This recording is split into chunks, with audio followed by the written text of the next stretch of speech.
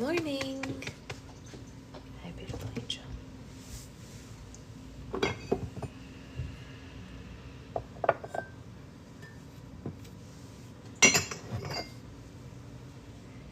Good morning, everyone.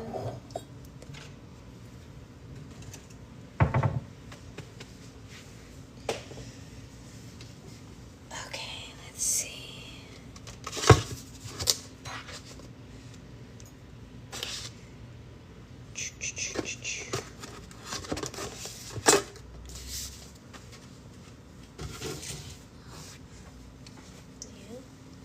Could we put this right here? Yeah, let's do that. Catch the drool. Let's catch our drool. Good morning, everybody. Good morning, good morning. How's it going for you all? Okay. Let's take a look.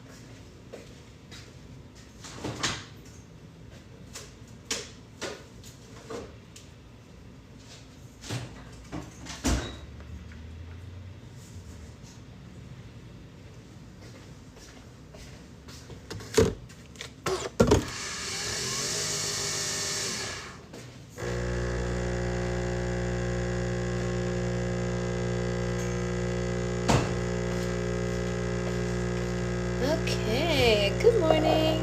Hey Isabella, hey Roxy, hey Priscilla. 4 hours of sleep. That's more than it really was, I'll tell you that much. We did not, she got a little more than I did, but I did not quite get to 4 hours. Hey Stephanie, hope you're feeling better and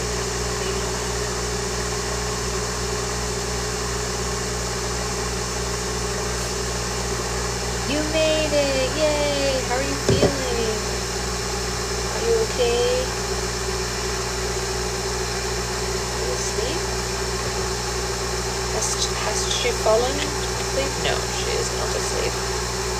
Feels like she's almost asleep, but we'll see what happens, right? We'll see what happens. Yeah, just a little between Claire's guess and everyone else's guess. I got roughly three and change hours last night, so, you know, let's see how big it is. I'm actually looking forward to today because my mental health has deteriorated. Oh, Isabella, I'm sorry, honey. Whoop. Sneaky little angel here. Sneaky little angel. Did everybody see the fridge video? Oh, it's okay, Brittany, it is what it is, right? Did you guys see the fridge video? Oh, because school ended. But that's nice. That means that you get to have summer vacation. Yeah. Summer vacation. Hey, Susan. How's your trip going?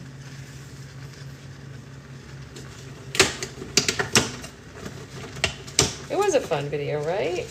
So sweet. I loved seeing everybody on it. It was fun.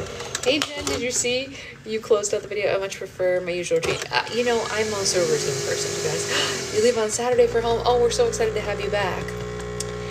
Video was fun. Video was fun. Hey, Liz. I really enjoyed it. I thought it was cute and sweet. Yeah, it's a sweet video. I haven't seen it yet, but I finished the mug tribunal at least. Did you vote? Who did you vote to keep? This is the question. Who did you all vote to keep in the mug tribunal? Because we were at an impasse. We couldn't decide. So when I opened it, it said it wasn't available. Same, definitely. But then it had views, so I don't really understand that. You watched it twice. That's amazing. Well, you're in it, so there's that. You are in it to win it. Are you awake or are you asleep? Can I see your eyeballs? You're almost asleep. Okay. We're almost asleep. What can we sing that'll put us to sleep? Oh, sing sweet nightingale, sing sweet nightingale. Oh,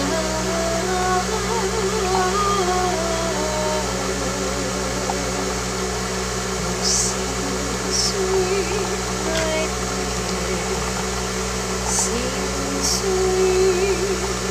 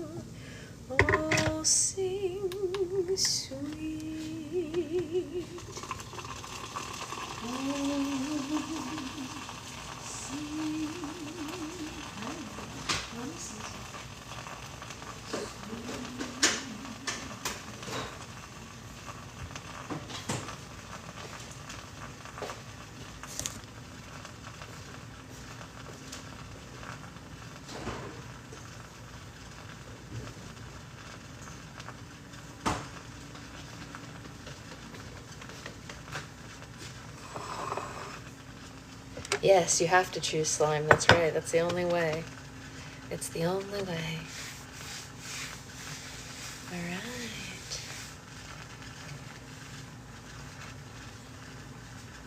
Stay awake. Don't rest your head.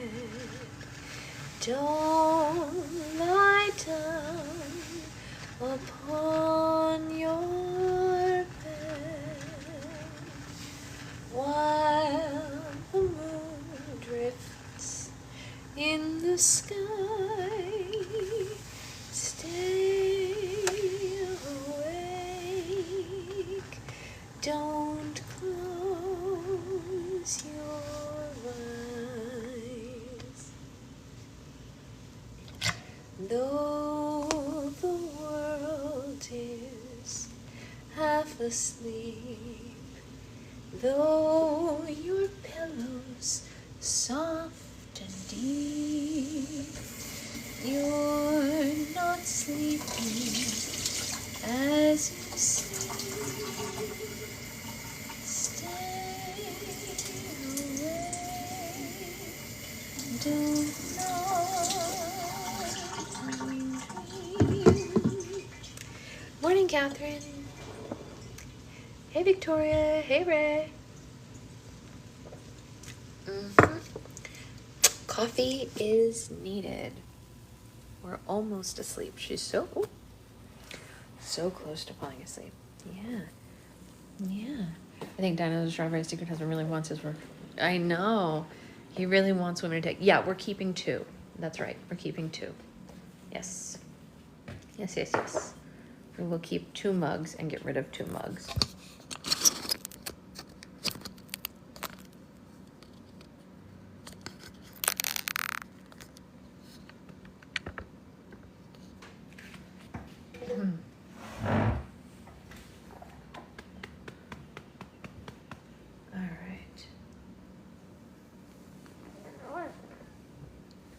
Okay, you want me to stand? Okay, Mommy will stand.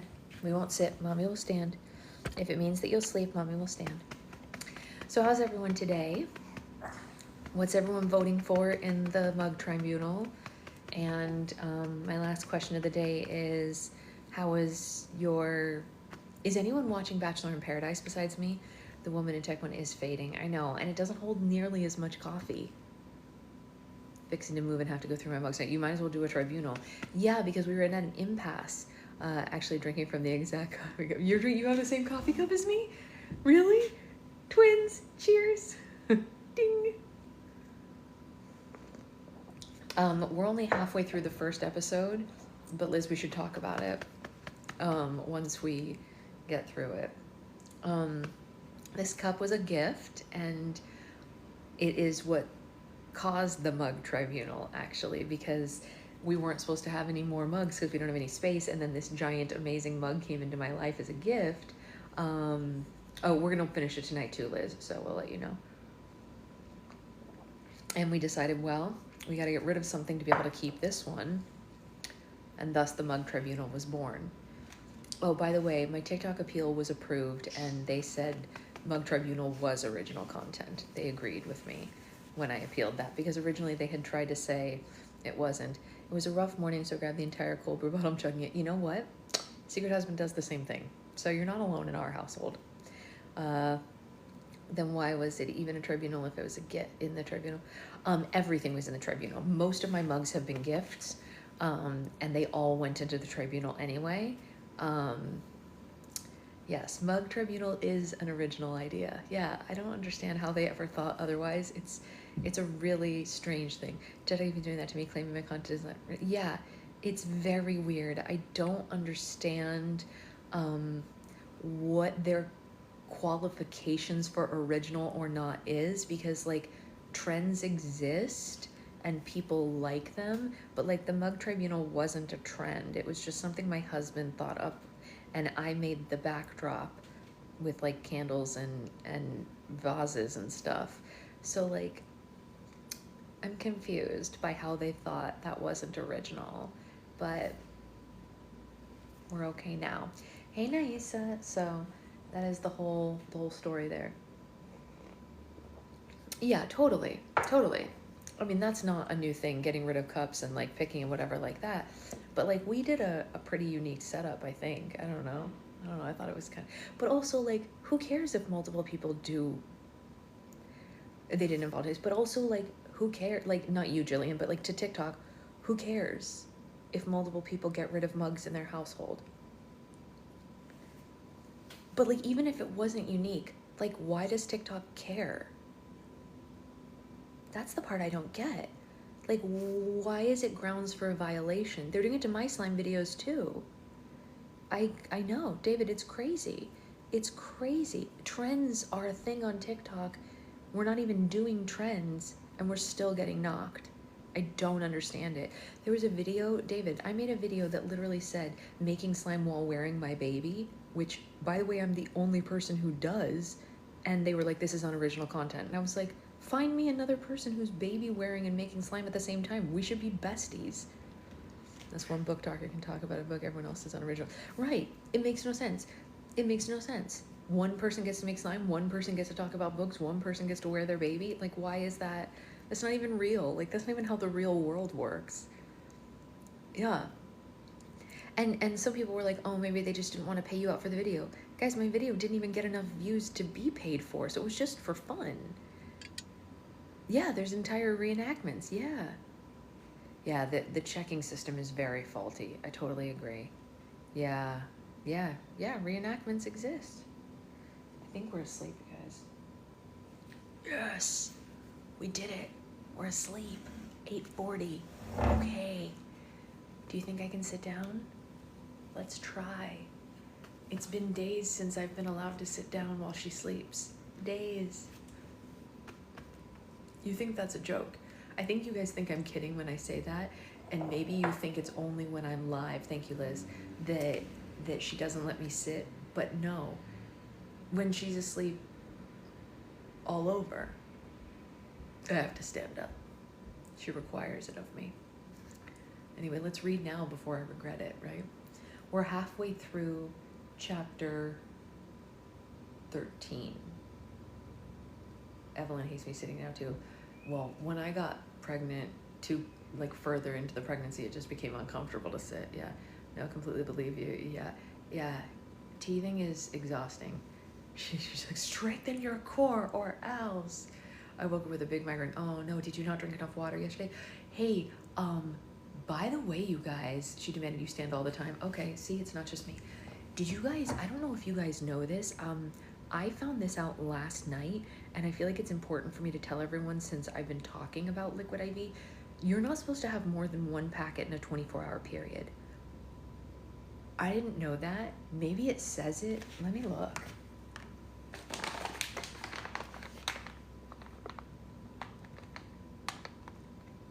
Does it say it anywhere on here? It doesn't. But apparently it's very dangerous. It does say it where?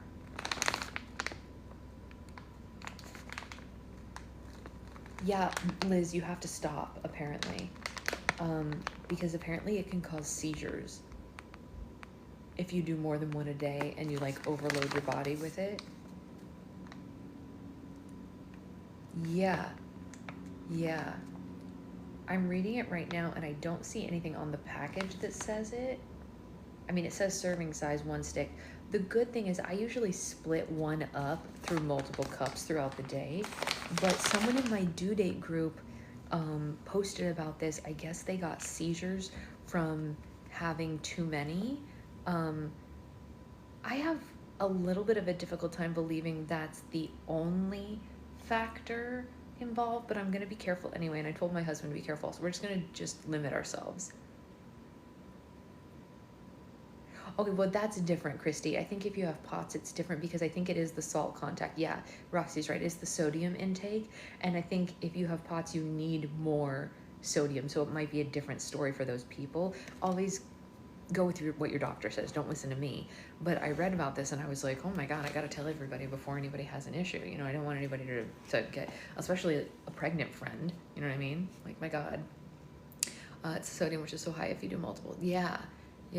So I just wanted to let everyone know. Clearly I didn't know. Yeah, still scary. I agree, still scary.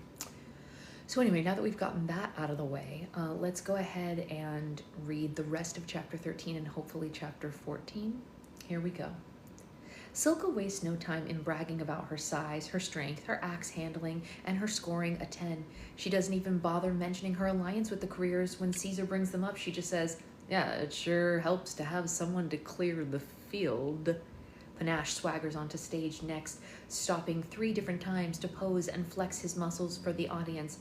Panache, from District 1, Caesar bellows, and then he asks him, so, Panache, in addition to your obvious assets, why should our audience back you? Well, because I'm the biggest and the beefiest and the best. Panache then hits another pose. My word, it sounds like we should barbecue you, quips Caesar.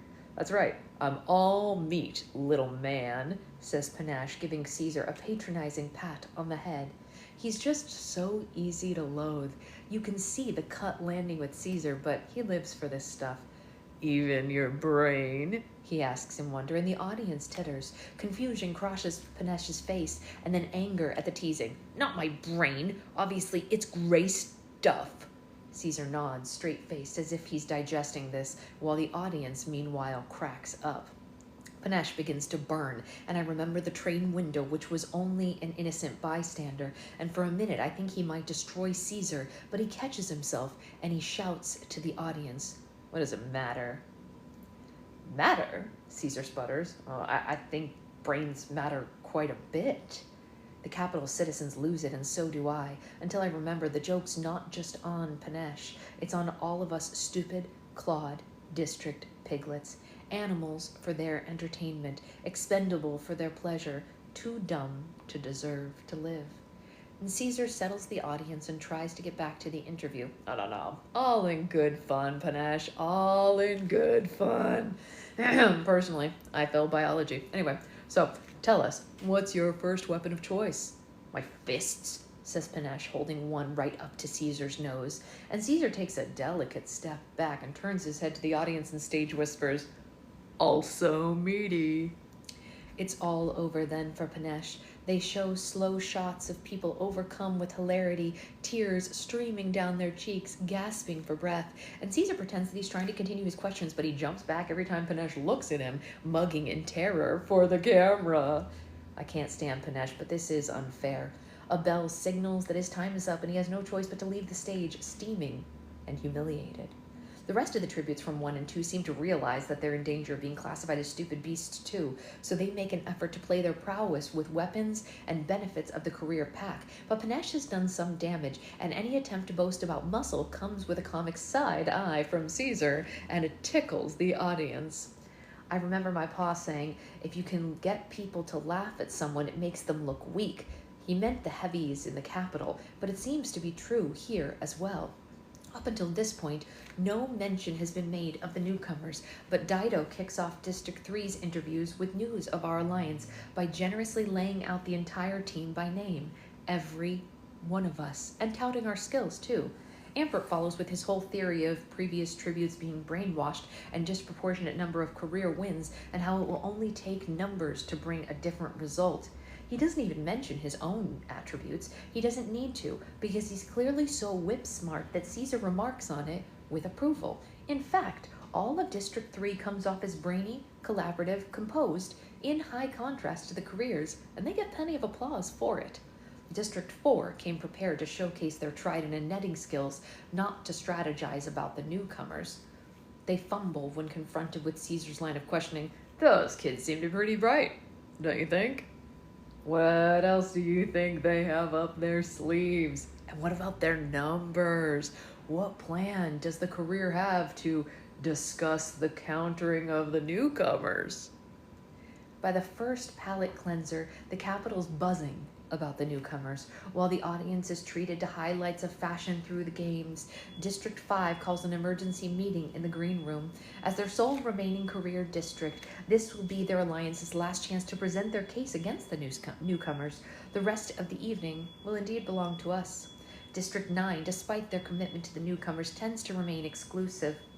Shy, maybe, or just not very social. I go over to say hey, which also gives me an opportunity to covertly examine their sunflower tokens, and I see the replicas have been approached just as seriously as Ampert's token.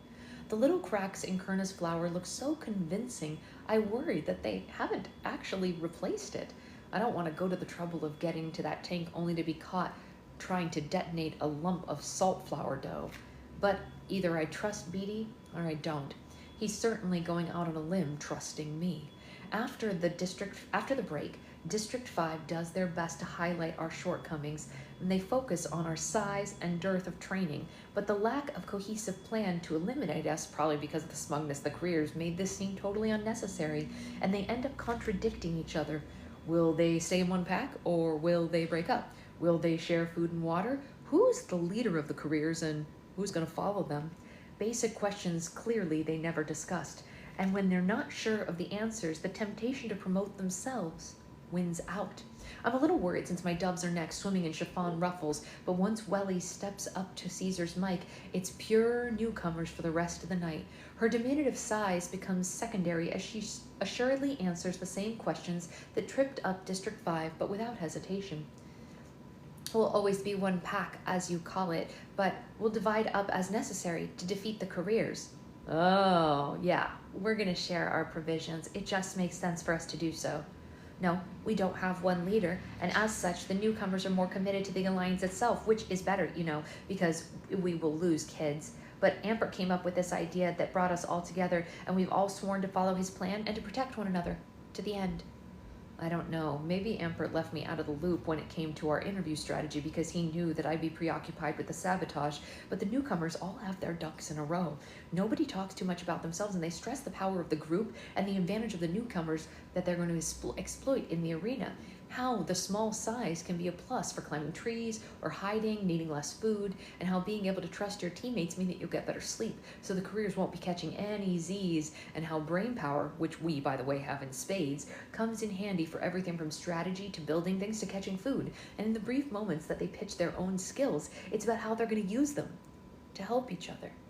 Maybe we'll lose, but we're sure making a lot of people proud back home. Even when the interruption of the second palate cleanser comes, a terrifying review of the deadliest mutts in game history is there, and the newcomers are still building our case, and before you know it, District 12 is up. Hey Nikki, hey Renee. As admirable as the newcomers may be, I think that we've begun to wear on Caesar. Selflessness and quiet resolve don't really make for a rollicking entertainment. So, after a quick confirmation of our newcomer commitment, he's more than ready to go with District 12's sauce. Caesar eggs on Maisie, who garners a lot of laughs when she machine guns the mid-section of the front row for their poor taste. To a man dressed in a suit made of $100 bills, she says, "Oh, that's sweet. You wore all your friends tonight." And to a lady with surgically implanted cat ears, "And is that purse for your flea powder?" Oh, do you think it's Tigress, you guys? Tigress wouldn't be in the front row of the games, would she? Oh. But who else has surgically implanted cat ears? Maybe a lot of people from the Capitol? I don't know. Morning, Mary.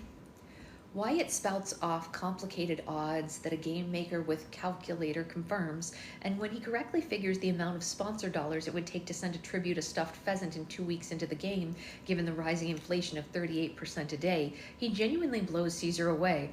"Oh," Caesar says, "I wasn't so hot in arithmetic either. I don't know if the odds are in your favor in the arena, Wyatt, but if you win, you and me are headed to the casino." That's true, she is the president's cousin, and it is early on. It's not like when Katniss met up with her, so yeah, maybe it is her. Lulu's a sensation, wielding her snake, baring her teeth at the audience, and as usual, she states her name and her district, and then she resorts to hissing at Caesar when he asks a question, and when the audience snickers, she crouches down and holds out the snake, causing some people to jokingly recoil, and then bolder one to stroke the sinewy body of the snake.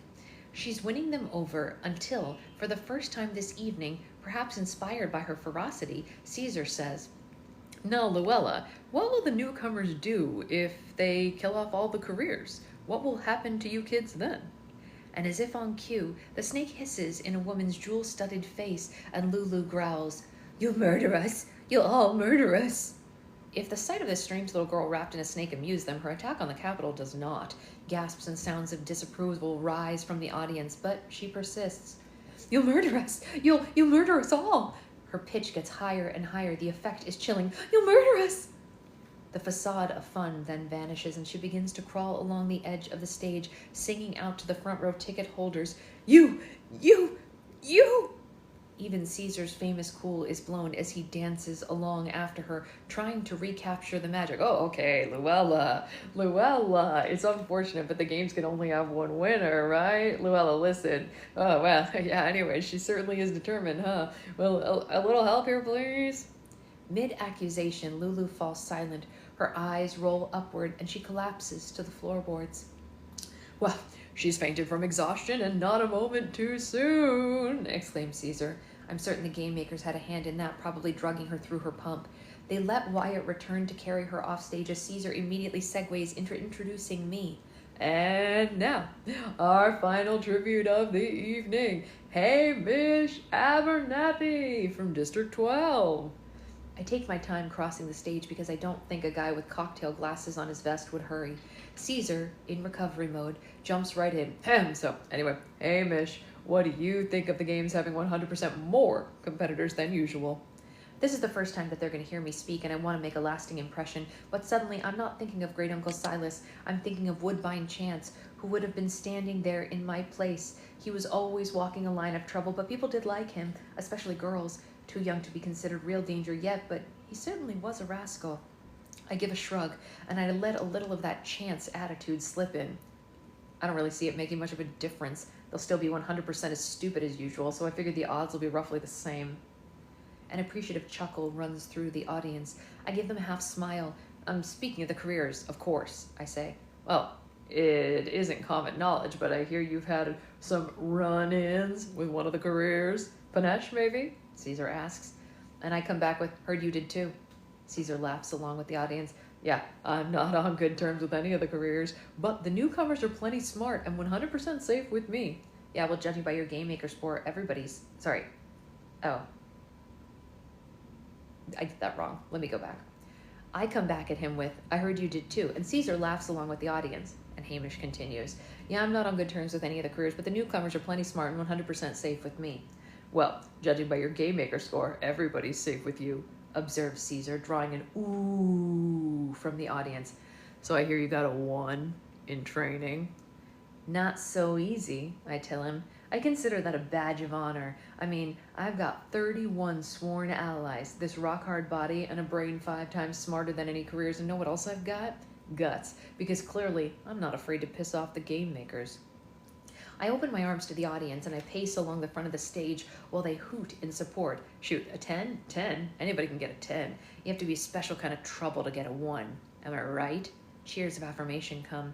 I can tell you know just what I mean. And I point to a man in the second row who wears a glass cube of live bees on his head. This gentleman right here, for instance. And then the guy nods vigorously. And you, darling? I lean over face to face with the lady with cat ears. She covers her face in gleeful embarrassment. Yeah, I'm sure you've been there. So, let's make a list of everyone you've pissed off then, says Caesar. There's Panache, and the other careers, and the game makers, and that's just in the few days that you've been in the Capitol. Anybody back home? Yep, well, there's the peacekeepers. The audience quiets a bit. They can get out of sorts if I don't deliver their white liquor on time. Shock laughter comes from the crowd. Their white liquor, just what do you do after school, Hamish? I'm careful to keep this as removed from Hattie as I can. Well, let's just say I call it my science homework. Turns out I can make hooch out of just about anything, Caesar. District 12 can't brag about much, but we've got the finest shine in Pan Am, and I'm pretty sure that the base commander will back me up on that. Yeah, it has to be Tigress with the amount of times they've mentioned her. But, Caesar continues, isn't that illegal? Is it? For real? I turn to a mustachioed man holding an oversized brandy sniffer. You'd think a commander might have mentioned that. The bell rings and Caesar gives me a slap on the back. Oh, well, this one's a real rascal, ladies and gentlemen. Hamish Abernathy from District 12, and may the odds be ever in his favor. Half the audience gets to their feet to applaud me. I wink at the lady with the cat ears, much to her delight. and exit the stage. I'm pretty sure Drusilla planted the rascal label in Caesar's head, but even so, I feel like I've earned it. Backstage, Mags and Wyrus await me. Mags gives me a hug, Wyrus a quick nod, saying only, yeah, you've got some sponsors. I can hear Caesar wrapping things up for the evening as we rejoin the rest of the team and hurry down the halls to our exit. I think we must be headed back to the apartment, but when we reach our van, Plutarch is there waiting. He addresses Drusilla. Great job. You know, these kids never had a proper photo shoot. What do you say we swing by my place and get some high-quality pictures, maybe even a little footage? Be nice to have cameos if they hang in there, and it might seem like you and I weren't doing our jobs without it. And Drusilla considers this. Just as long as Magno Stiff is never mentioned. Magna who? Says Plutarch, and Drusilla flounces off to her private car. Under her breath, Effie says, some marriages really should never have happened. What? Drusilla and Magno were married? I ask in disbelief. Yeah, still are, technically, says Plutarch. 30 years and counting. She says it's a tax thing, but who really knows? Anyway, should we go? Mags and Wyrus weren't invited, but the rest of us land in Plutarch's library with Trajan Heavensby watching over us. Everybody almost looks at home in the trinkets wardrobe. Effie touches up our makeup and adds a flower to my lapel from an arrangement of a replica on the gold staircase. Plutarch suggests that he take off one at a time to the conservatory to practice for the video footage. District 12's gone from nobodies to a hot commodity among the more daring sponsors, he says brightly. That's a breakthrough, but let's try to get everyone to jump on the bandwagon. And I go with him first, while Drusilla oversees Maiseli's photo shoot and Wyatt keeps an eye on Lulu, who stares in fascination at a candelabra while she cuddles with her snake. We left the peacekeepers at the entrance since Plutarch said that his private security team would be sufficient, so we're as unguarded as on my earlier visit to the mansion. Plutarch seems in a hurry, and I'm practically jogging to keep up with him. I was thinking, like you said, about people thinking that we're too risky, and then he cuts me off. Hey, listen, Hamish, I know you don't like me, and you certainly don't trust me, but you should know that despite appearances, a desire for freedom is not limited to the districts, and your misfortune does not give you the right to assume so. I hope that after tonight you'll consider this. I have no idea what this man is talking about. What? I say. And the warm air of the conservatory hits my face. He crosses over to the Swan telephone, lifts the receiver and says, ready on this end. And he listens for a moment more, and then he hands it to me. Someone wants to talk to you. And then he walks away in a discreet distance. Oh, now I get it. It's President Snow. I overdid it in the interview, and I'm about to hear about my gory demise. And Plutarch, who likes to think of himself as a decent guy, is upset about throwing me to the wolves again. Figures. With trepidation, I lift the receiver to my ear, brace myself, and manage to get out a, yeah? Hamish, is it really you? The breathless voice, rough with recent tears, cuts right through my heart. It's Lenore Dove.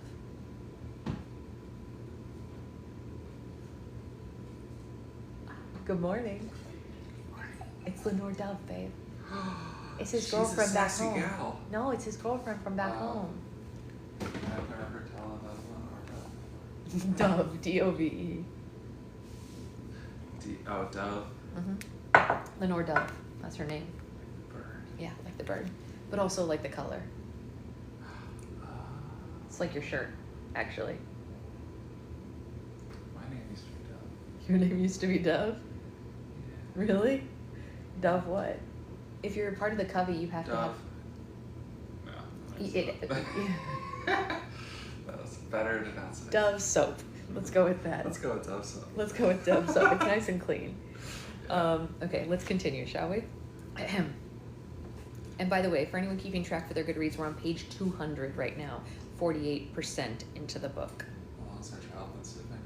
Since 8:40. She was big mad this morning. She was big mad this morning. Yeah. Yes. She was like, food, how dare you? Yes, how dare you try to feed me, mother? How dare you give me sustenance? Yes, that's... Sleep, Dad? No way. Yeah, no sleep for dad, no food for baby, no rest for mommy. One of the conversations we were having last night, Uh-huh. our phones were listening because Instagram gave me like a bunch of videos this morning that were like directly related. Oh. That, like, I'm never on my Instagram feed. That's scary. My Instagram feed's all ever art, right? Like Sure. my essentials. It just shows me arts. Yeah. It was giving me like stuff that was like directly about our conversation. That's weird. It was very weird. That is weird. I sent you one of the videos. You'll be freaked out by it. I will be freaked out by it. I can feel it already in my bones. All right, let's continue. I grip the phone, eyes shut tight. I'm back in the mountains. My arms are wrapped around her. The scent of honeysuckle is in her air. She'd been crying then too.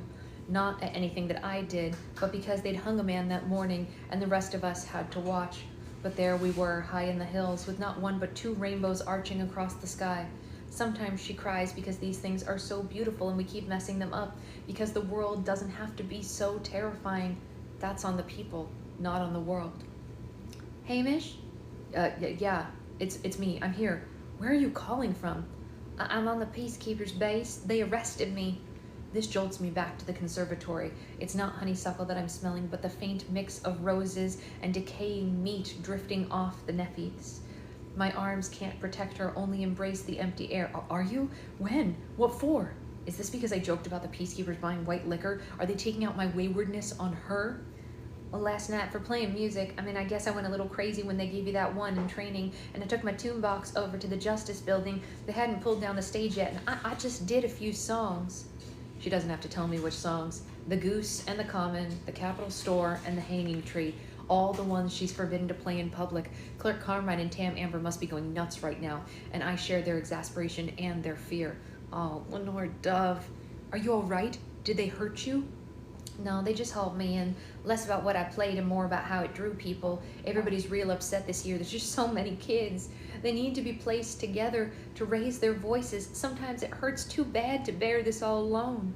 So it wasn't just her playing her heart out in front of the Justice Building. A crowd had gathered, sung the forbidden songs. Did they, say the charges? Disrupting the peace or something. And no peace, no anything. My mind races. Disrupting the peace isn't sedition. They can't lay you on for getting drunk and busting up a few bottles, which happens all the time in District 12. It's not like she's part of some big conspiracy, so hopefully they won't use any messes to force her to talk. Just view her as an emotional 16-year-old girl whose boyfriend got raped. Maybe they'll take away her tune box for a while, or keep her locked up until after the Hunger Games when things have died down a little. I hope they don't put her in the stocks on the square, which is what they threatened to do when she was 12. But that was 4 years ago, and the Covey have some peacekeepers among their fans, so that could work in her favor, and a lot will depend on how rowdy the audience got and the base commander's view of it. I sure didn't do her any favors by bragging about selling him white liquor tonight, and now he might feel obliged to come down harder on her. Was there fighting? Did anything get broken? I ask. Who cares? They're letting me out tomorrow morning, but if you're going to the arena... Relief surges through me. They're letting her out. Just a slap on the wrist. Hey, none of my stuff matters a whit, she continues, and I sure don't want to spend our last moments talking about what's broken except my heart. How about that? She's mad and probably near tears again. Oh, Lenore Dove, I'm so sorry. I messed everything up. And I did, too. The peacekeepers wouldn't have targeted her for just trying to help Woodbine's ma, at least not as a rule. It's entirely my fault you're there, and I know I'm why you got that score. I as good as killed you, and that's not something that I can live with. And so she's doing what she can to get herself killed, and I'm mad? No, now I'm mad. That's a lie. You gotta stop telling yourself that. If I kept my head on, you might have gotten a few bruises, and we'd both still be in 12. No, darling, that's not how it went down at all. I overstepped just like my uncles always warned me about. I lost my temper and I started hollering and, oh, Hamish, I don't want to do this earth without you. So now you're trying to get them to hang you? You do, and I swear, I'll what? I'll be dead and gone is what? I'm in no position to do anything, but I feel so helpless now. I've got to try whatever I can to change her mind. I have no idea what happens when we die, but Lenore Dove believes nothing ever dies, that we just move from one world to the next like the Covey did from town to town. Like in one of your songs, my ghost, it's gonna hunt you down. It's gonna hunt your ghost, and it's never gonna give you a moment's rest, I say. Will you promise? She sounds a little more hopeful now. Because if I could count on that, I think I could bear it. But what I can't bear is, what if we're never together again? We'll always be together, I say with conviction. I don't know how, and I don't know where. I don't know anything, but I know and what I feel in my heart, and it's you, and it's me, and we'll find each other as many times as it takes. You think? I do. but not if you do something stupid like getting yourself killed on purpose. I feel like that could throw the whole thing out of whack. You stay alive, you play your songs, you love your people, you live the best life you can, and I'll be there in the meadow waiting for you, okay? I promise. It's a promise, okay? Okay, she whispers. I'll try. That's my promise back. And Plutarch waves his hand to get my attention and taps his watch. My time has run out. Lenore Dove, I love you like all fire, and that is for always. I love you like all fire too. You and no one else, just like my geese. I mate for life, and then some. I mate forever. I need to say no, don't spend your life grieving me. Love whoever you want, only I can't bear the thought of that at this moment. Her kissing someone else. I'm trying to be noble, to pull myself up to say those words, and then the line goes dead without warning. Hey, Lenore Dove? Lenore Dove! She's gone. Truly for good this time. But she's safe. I set the swan head back into the cradle like I'm laying down a sleeping child, slow and gentle like, goodbye, my love. Only now I do wonder how this call has occurred. I've never even heard of a tribute getting to talk to someone from back home while in the capital, and I meet Plutarch's eyes. Did you set that call up? And he shrugs. I got an old friend in 12. Why would you do that for me? I say, genuinely perplexed. It could get you in real trouble. Yeah, you're right. If I get discovered, my next meal will probably be a large platter of poisoned oysters, but I risked it because I need you to trust me, Hamish, and more importantly, I need you to trust the information that I'm about to give you. I'm completely lost now. What information? I ask, about how to break the arena. This pulls me up short. Plutarch? Plutarch knows about the plot? He's right, I don't trust him or the whole Forsaken plot now. Were Beatty and I being recorded somehow during the blackout, even if the cameras were out? It would be easy enough to bug the place. Were there microphones in the vegetable bouquet tonight? If that's the case, Plutarch could be working for the Capitol trying to get more information on me to kill anyone involved. He set up the call with Lenore Dove so I would trust him, so that I would confide in him. I have no idea what you're talking about, I say. Fine, that's smart. Don't trust me. Only hear out what I have to say, and when you're in the arena, see if this comes in handy. I lift my hands in bewilderment. You sure you got the right guy? Okay, just listen. I don't have any real security clearance, but my cousin knows a game maker's apprentice, barely out of university, who wants to quit the program and work in television. I spent a fortune the other night getting him drunk. The most useful piece of information that I got is that the arena's sun is in sync with our own. I look at him, baffled. Isn't it always? Sometimes. Depends on the arena. You could have multiple suns, or none at all. The reason this will be of importance to you is since the sun rises in the east, you'll be able to tell the direction. Beatty said the tank was in the north. If this is true, this is essential information, but I act blasé. I guess I would have assumed that anyway. Another thing, about a year or two ago, a committee of game makers asked to tour our conservatory and our gardens. The Heavensbys are known for their collection of rare flowering plants, and I gave them a tour, and then I stepped out of the room to order tea, and I heard them discussing the opening berms. Berms? I asked. It's what our gardeners call those mounds of earth. He points to out through the window where the hanging globs illuminate a little knoll covered in flowers. She plants shrubs and flowers on them, and if the game makers are planning to open them in the arena, then something's either going to be going in or coming out of them. Hey, Amanda. Mutts. He's trying to tell me about the mutt portals that they're going to conceal with berms of flowers, but I just say, you completely lost me, sir. Of course I have. One last thing. From the Capitol's perspective, the games are probably the games are the best propaganda we have. You tributes, you are our stars. You carry it out, but only we control the narrative. Don't let us control the narrative.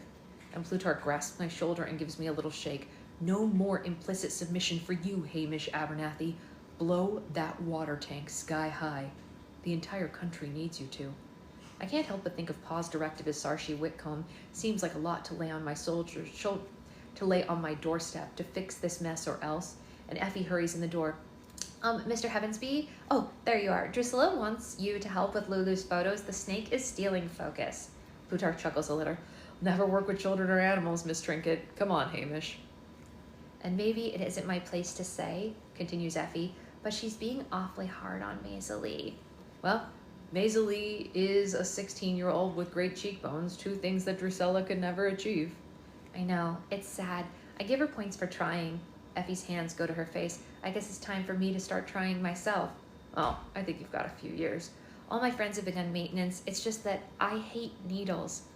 And while Plutarch reassures Effie, I follow them back to the library, trying to make sense of his position. If he's working for the Capitol, I don't think I've given him anything to use against us or cop to any involvement. And if he's not Snow's lackey and he knows about the plot and he's trying to help us, what is he after? His words from a few moments ago echo back. You should know that despite appearances, a desire for freedom is not limited to the districts. Was he suggesting that he, with all his wealth and privilege and power, lacks freedom? Freedom to do what? Maybe not to have to live in terror of Snow poisoning his oysters, for one thing. And I think about Vitus's shame over his rebel-sympathizing grandfather. That seems to be the norm here, but who was his grandfather? A Capitol citizen who sided with the districts, and somebody here must have helped Beatty switch out the tokens. It's possible that Plutarch could be on that level. I won't really know until I'm in the arena and get a good look at those berms, if they even exist. Back in the library, Lulu is blowing out candles and greedily inhaling the smoke curling off the burned wicks. The smell takes me home for a moment. Dark winter nights, your last impression as you snuggle safely beneath quilts. Does smoke conjure up the same memory for Lulu? Like the rolls with the seeds did? Something deep and long ago, a home in District 11 where she was cherished and cared for? Wyatt talks to her and gets her to sit in front of the camera, and then I pose for a couple of shots, and they show us the results, and the photos are miles better than the ones of us in the coal miner costumes chained up to the back of the van. Again, like the reaping presentation, we have Plutarch to thank for that. He decides that he can just address us all for once, and that the propos will air throughout the games, so he doesn't have to repeat himself. All right, let me catch you up on what Hamish and I have been discussing. Yes, I think. Better catch me up.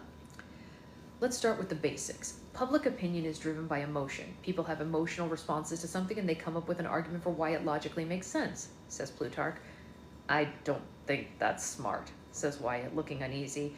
I'm sure his calculator brain is appalled by this idea. I didn't say it was smart. I just said it was true. Make the audience feel for you. They'll figure out intellectually why you're the right tribute to support, Plutarch explains. But they hate all of us, Wyatt encounters. They're watching us kill each other for entertainment. Plutarch waves this away. They don't see it that way. Supporting the Hunger Games is their patriotic duty. Yeah, whatever. We're all their enemies, says Maisie. Sure, yeah, but they have to root for someone. So why not make it you? You newcomers have done a terrific job setting yourselves up as worthy adversaries to the careers tonight. In fact, I think the Capitol audience finds you much more engaging, oddly enough, because you're not trying to appear like them. You mean because we don't seem like Capitol suck-ups? Concludes Maisie. Exactly. There's been a lot of concern in the Capitol lately that the district citizens are aspiring to break in here. It's not entirely unfounded, particularly with people from 1 and 2 who work closely with us, luxury and military, you know. They're Capitol-born folks assigned to work out there who've got mixed families, and they want to bring them here now. But you're unapologetically district, and any way you can drive that home, that the careers are trying to buy into the games and be more Capitol than the Capitol itself, will increase social disapproval for them. Once in a blue moon, a seam girl falls for a peacekeeper and ends up with a baby, resulting in plenty of social disapproval in 12 as well. But there's never any talk of the kids going to the Capitol. Most are simply disowned by the father, who's then shipped off to another district. Calling them careers still makes them sound like they're better than us, says Maisie. We need to give them a stupid nickname. Name calling. Excellent, exclaims Plutarch. Cheap, but effective. Itchy, itchy, Hamishy. Yep, I think. Cheap, but effective. But the nickname should call them stupid without being the word stupid itself, Plutarch goes on. We need some wordplay, something clever or rhyming or catchy. Not crude, though. This is a family show. We toss around different words. Suck-up, bootlickers, turncoats, pretenders, backstabbers, wannabes. Nothing quite works. We need an image that comes from real life, says Maisie. That's why Nettie Newcomer stuck with us. We need something that's a poor copy of something else, like artificial sweetener that we have to use in our candy when real sugar's too dear, but like worse. Powdered milk, says Wyatt. Fake leather, chimes in Effie. I think of the beer that they sell in the Capitol, that's sour, thin, and feeble, and the joke is that a barrel of it wouldn't get your mama tipsy. Near beer, I pitch, and everybody laughs. The name itself is a joke. Hey, near beer career, says Wyatt. It even rhymes. I think we might be onto something, says Plutarch. Hamish, why don't you kick it off? You've got a real bootlegger angle going anyway, and people loved it. It was one of the most memorable bits of the evening. And we work up a little piece of where Plutarch has to ask me about our opponents, and I answer, well, back in 12, where we know our libations, and I brush off pretend dust from my cocktail glass vest and continue. We just call them the near beer careers, you know, because they're all foam and no beer. We play with it and we change no beer to no kicker, so as soon as to not repeat the first beer line. And then we make up something similar, saying variations for Maisie saying all brag and no britches, since she's all about fashion, and Wyatt comes up with the Gamblers all bluff and no aces, and Lulu's not really in a position to write her own, being curled up with a snake right now, so we decide on the old standby, all bark and no bite. And Wyatt gets her to say it, and just for once on the camera, the snake shows its teeth on bite. So really, it's all we need. Yeah, I know, it's a family show. They can't call each other names, but they can off each other. It's ridiculous. Ugh. Plutarch seems genuinely happy, saying that he's going to be able to edit the clips together into some fine propos. He sighs when he mentions the tools that were abolished and the incapacitated in the past. One seems fated to destroy humanity because of their ability to replicate any scenario using any person. And in mere seconds, he snaps his fingers to emphasize their speed. Anyway, I guess it was just the right thing to do given our natures. We almost wiped ourselves out with them, so even without them. So you can imagine, but wow, the possibilities. Yeah, it's amazing we're here at all given our natures, I think. And Lulu's snake comes up missing, and we're all about to hunt it down when Plutarch notices the clock on the mantle and waves us towards the door. Never mind. We've got to get you all to bed. Tomorrow's the show. And as he escorts us past the Heavensbees, he starts talking about getting everybody to jump on the bandwagon again, which he says is about people being eager to join a popular thing. But it makes me think about the Covey riding around in their wagon, which was an actual bandwagon. And then we reach the waiting van, and Plutarch wishes us all well. I still don't know what to make of the man, but maybe he really did risk his life to give me the last few priceless moments with Lenore Dove, and maybe in the arena, his information will prove true. Who knows what he might be able to aid us in some other way once the show begins. And yet again, it is better to stay on his good side. I know, the taglines are actually really funny. Wait, what happened to Mary? I offer him my hand.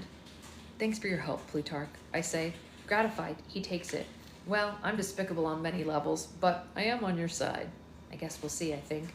And back at the apartment, Mags and Wyrus have a big dinner awaiting us, pot roast with all the fixins, but there's not much room in my stomach due to the butterflies. They compliment us on our performances and the wonderful work that we've done with the newcomers, although I don't feel like most of that credit goes to me, goes to other people. At least I didn't mess anything up, though. I'm feeling okay until bedtime when Maisie says to me, "Is it true that you're going off on your own?" I just overflowed my fish tank because I was paying attention. Oh no, oh, I'm sorry. Welly apparently got the word out.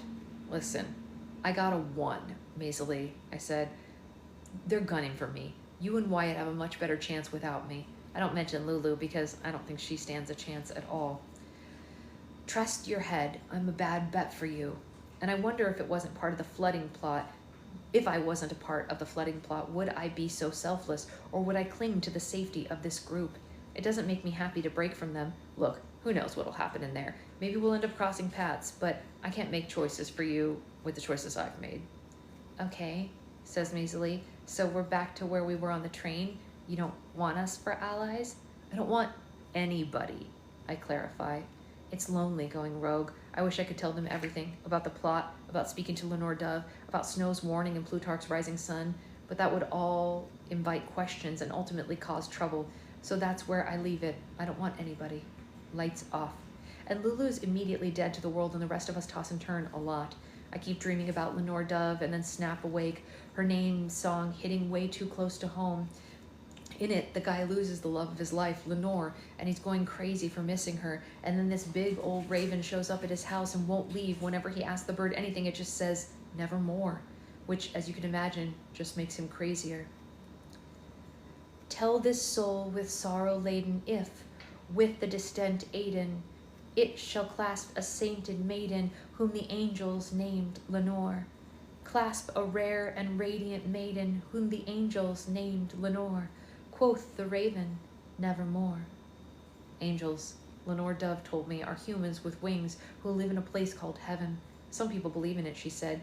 It's a possible destination after death, a good world for people who are good to go to.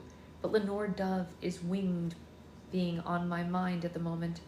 If there is anything like an afterlife I'm about to lose, will I be with her again? Like the guy in her song, I sure like to know. but the raven isn't giving the answer to either of us or anything that we want to hear.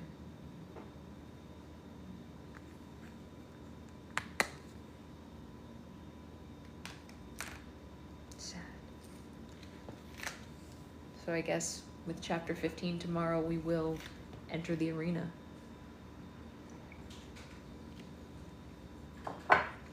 For the record, we got through 14, despite yesterday's slip up. Well, yeah, the poems in this book are gut-wrenching, you guys. Like, that was just one of them. Yeah, I'll put it up right away, Amanda, so that you can get on that. Well, the good news for me today is that she's already having more nap than she did yesterday. So we'll see how today goes, and I'll see you all later, and we'll go into the arena tomorrow, I guess, which is scary. Yeesh. I know, poor little thing. All right, I'll see you later, guys. Bye, everybody.